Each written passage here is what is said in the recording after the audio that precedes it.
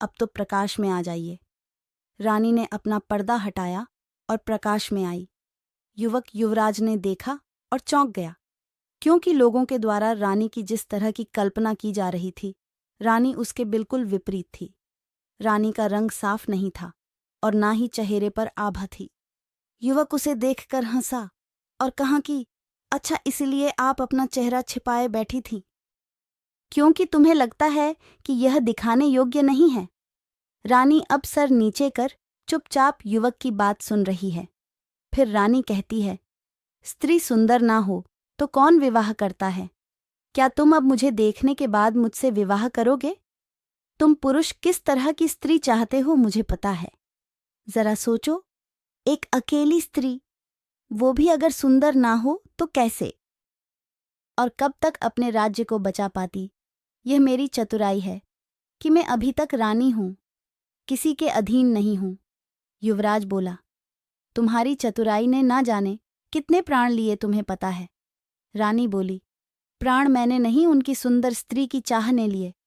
तुम बताओ, अगर तुम पहले ही जानते कि मैं सुंदर नहीं हूं, तो क्या अपने प्राण की बाजी लगाकर यहां तक आते? तुम मुझसे विवाह करो, अपनी पत्नी की सुंदरता का भ्रम इसी तरह लोगों में बनाए रखो।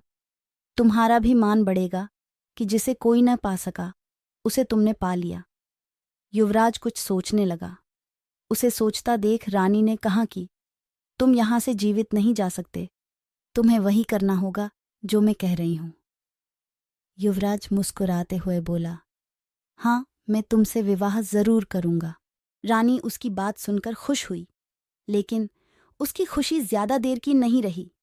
युवराज ने एक कपड़ा निकाला और रानी के मुंह पर रख दिया। रानी बेहोश हो गई।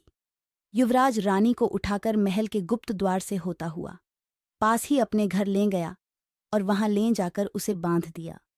युवराज जल्दी से फिर अपने घर से राजमहल में आया। कुछ पहरेदारों को होश आ गया था। वो भी उनसे बचता हुआ, लड़खड़ाता हुआ उनके पास गया। उसने ऐसा दिखाया कि यह एक बहुत बड़ी योजना थी। खीर में किसी ने कुछ मिला दिया था, जिससे हम सभी बेसुध होकर गिर पड़े। राजमहल के मंत्रीगण रानी के कक्ष में पहुंचे। रानी वहां नहीं थी। रानी को कोई ले गया था। उन्होंने सुबह राज्य में घोषणा करवा दी कि रानी को जो भी ले गया है, हम उसे अपना राजा मानते हैं। रानी को लेकर वापस महल में आ जाए। युवराज अब राजमहल से जब अपने घर वापस गया, तो उसमें रानी को खोला और उसे भोजन दिया। रानी ने कहा कि तुम अब जीवित नहीं रहोगे, तुमने मुझे यहां बंधक बनाया है। युवराज ने कहा कि अब तुम मेरी पत्नी हो, तुम्हें यही रहना होगा मेरे साथ, तुम्हारा यही प्रायश्चित है। रानी बोली कि वो अभी यहां से जा रही। युवराज ने बोला, जाओ, लेकिन जल्दी वापस आना। रानी वहां से भागते हुए अपने महल की ओर गई। महल पर पहुंची तो द्वार पर ही सिपाहियों ने उसे रोक दिया। रानी बोली, मैं रानी हूं, इस महल की तुम्हारी महारानी। सिपाही उसे देख हंसने लगे। बोले, जा, यहां से अपनी शक्ल देख। उन्होंने द्वार पर से उसे हटा दिया। रानी को समझ आ गया था कि युवराज ने चतुराई से उसके साथ यह खेल खेला है। रानी को किसी ने नहीं देखा है, इसलिए अब वो कुछ भी करे, उसे कोई पहचानेगा नहीं। वो वापस युवराज के पास लौट आई।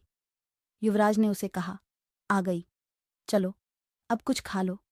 रानी वहीं रहने लगी और दिनचर्या के काम करने लगी। महल में अभी तक किसी को नहीं पता रानी कहाँ गई। मंत्री ने राज्य अपने हाथ में ले लिया। आपको कहानी कैसी लगी, कमेंट कर हमें ज़रूर बताएं। लाइक करें और चैनल को सब्सक्राइब करें। धन्यवाद।